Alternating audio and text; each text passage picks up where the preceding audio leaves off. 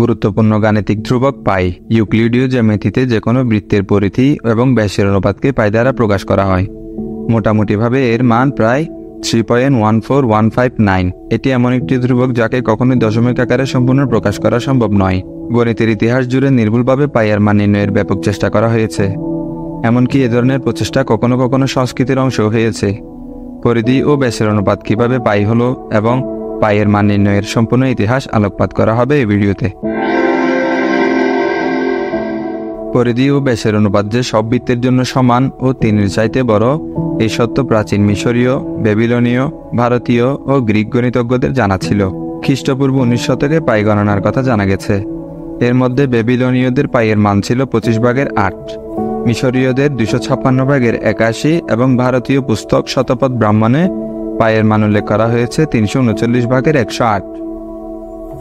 500 খ্রিস্টপূর্বাব্দে পিথাগোরাস ত্রিভুজের একটি সূত্র আবিষ্কার করেন, লম্ব এবং ভূমির স্কয়ার সমান অতিভুজ স্কয়ার। আনুমানিক 250 খ্রিস্টপূর্বাব্দে পিথাগোরাসের সূত্র দ্বারা অনুপ্রাণিত হয়ে আর্কিমিডিস পাইয়ের মান যথেষ্ট নিখুঁতভাবে নির্ণয় করেন। তিনি 0.5 ব্যাসার্ধ এককের একটি বৃত্ত আঁকেন। এরপর বৃত্তের বাইরে 1 একক বাহু বিশিষ্ট একটি চতুর্ভুজ আঁকেন, যার 4 বাহু যোগফল সমান 4 একক। আবার বৃত্তের ভিতরে একটি চতুর্ভুজ আঁকেন, এক্ষেত্রেও ব্যাসার্ধ 0.5। এবার পিথাগোরাসের ত্রিভুজ সূত্র ব্যবহার করে চতুর্ভুজের এক বাহুর দৈর্ঘ্য পাওয়া যায় √0.5। অতএব 4 বাহুর দৈর্ঘ্য 4 × √0.5। এভাবে তিনি পাইয়ের সীমা বের করেন, পাই ইজ <4 or <2 2.8284। এরপর তিনি বৃত্তের ভিতরে ও বাইরে পঞ্চভুজ, ষড়ভুজ এবং বহুভুজ আঁকেন।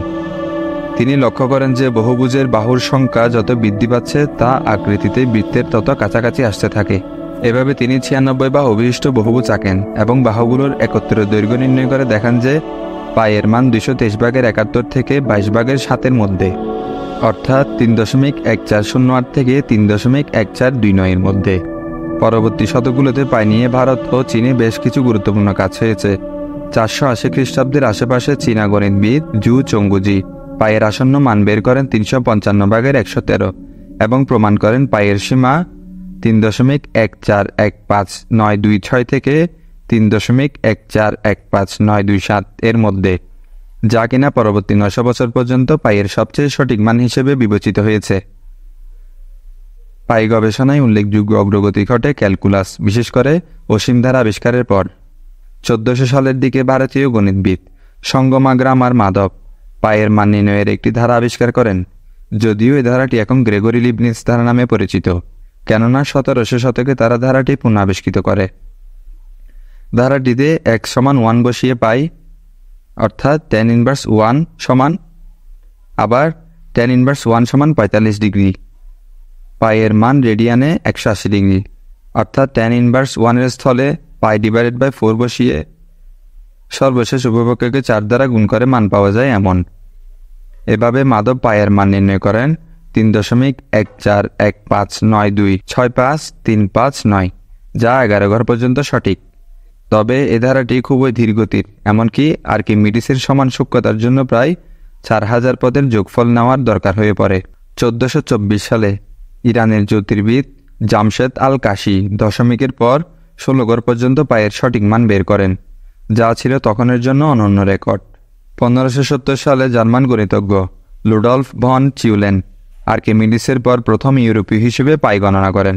তিনি আর্কিমিডিসের জ্যামিতিক পদ্ধতিতে 32 ঘর পর্যন্ত সঠিকভাবে পাইয়ের মান নির্ণয় করেন। এই মান গণনা করে তিনি এত বেশি খুশি ও গর্বিত হন যে মৃত্যুর পরে এই মান তার সমাধিতে খোদাই করে রাখা হয়। স্যার আইজ্যাক নিউটনও পাইয়ের জন্য ধারা লিখেছেন। নিউটনের ধারাটি ছিল এরকম, এবং তিনি এর মাধ্যমে 15 ঘর পর্যন্ত পাইয়ের সঠিক মান বের করেন। 1737 সালে অয়লার প্রথমবারের মতো পাইকে এ চিহ্ন দ্বারা প্রকাশ করেন। জন মাচিন হলেন প্রথম ব্যক্তি যিনি কিনা দশমিকের পর 100 ঘর পর্যন্ত পাইয়ের মান নির্ণয় করেন। তিনি মান নির্ণয়ের ক্ষেত্রে এই দুটি সূত্র ব্যবহার করেন। এই ধরনের সূত্রকে বলা হয় মাচিন তুল্য সূত্র। মাচিন তুল্য সূত্রসমূহ কম্পিউটার আগমনের আগ পর্যন্ত পাই গণনায় সবচেয়ে সফল ছিল। 1844 সালে জাকারিয়াস ডাসে 200 ঘর পর্যন্ত পাইয়ের মান নির্ণয় করে সবাইকে তাক লাগিয়ে দেন। উইলিয়াম শাঙ্ক 15 বছরের প্রচেষ্টায় দশমিকের পর 707 ঘর পর্যন্ত পাইয়ের মান নির্ণয় করেন। পরে দেখা যায় সামান্য ভুলের কারণে 527 ঘর পর্যন্ত তার হিসাব সঠিক ছিল। এ ধরনের ভুল এড়ানোর জন্য বর্তমানে কমপক্ষে 2ভাবে গণনা করে দেখা হয় মান সঠিক আছে কিনা। 1761 সালে হেনরিক ল্যাম্বার্ট আবিষ্কার করলেন পাই একটি অমূলদ সংখ্যা, অর্থাৎ পাইকে কখনোই দুটি পূর্ণসংখ্যার অনুপাতে প্রকাশ করা যাবে না।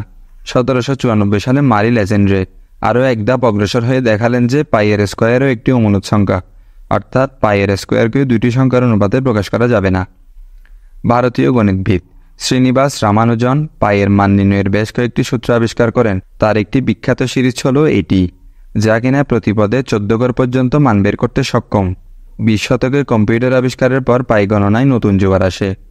জন ভন নিউম্যান 1949 সালে দশমিকের পর পাইয়ের 2037 ঘর পর্যন্ত মান নির্ণয় করেন। এই মান গণনা করতে এনিয়াক কম্পিউটার 70 ঘন্টা সময় নিয়েছিল। 2022 সালের মার্চ মাসের আগ পর্যন্ত পাইয়ের মান নির্ণয়ের রেকর্ড ছিল 31.4 ট্রিলিয়ন ঘর পর্যন্ত, কিন্তু 2022 সালের মার্চে সুপার কম্পিউটার এই রেকর্ড ভেঙে 100 ট্রিলিয়ন ডিজিট নির্ণয়ের রেকর্ড করে। 100 ট্রিলিয়ন ডিজিট নির্ণয়ের জন্য সুপার কম্পিউটার সময় নিয়েছিল 157 দিন। পাইয়ের 100 ট্রিলিয়নতম ডিজিট হলো 0। কম্পিউটারে পাই গণনার বহু পূর্ব থেকেই পাইয়ের মান মুখস্থ করা কিছু কিছু মানুষের নেশার মতো ছিল। 2006 সালে আকিরা হারাগুচি নামে এক অবসরপ্রাপ্ত জাপানি প্রকৌশলী দাবি করেন তিনি 1 লক্ষ ঘর পর্যন্ত পাইয়ের মান বলতে পারেন। অবশ্য এ দাবি এখনও গিনেস ওয়ার্ল্ড রেকর্ডস কর্তৃক পরীক্ষিত হয়নি।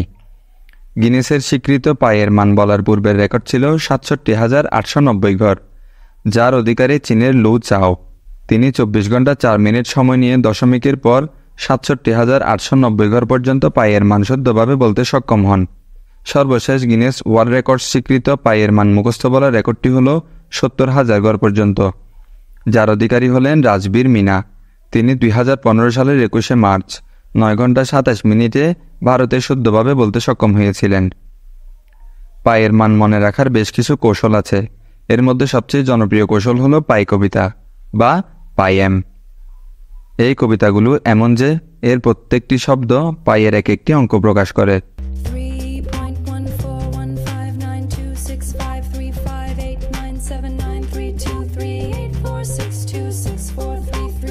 প্রতি বছর 14 মার্চকে পাই দিবস হিসেবে উদযাপন করা হয়। এই পাই দিবস এসেছে 3.14 থেকে, যেখানে 3 হচ্ছে মার্চ এবং 14 হচ্ছে দিন।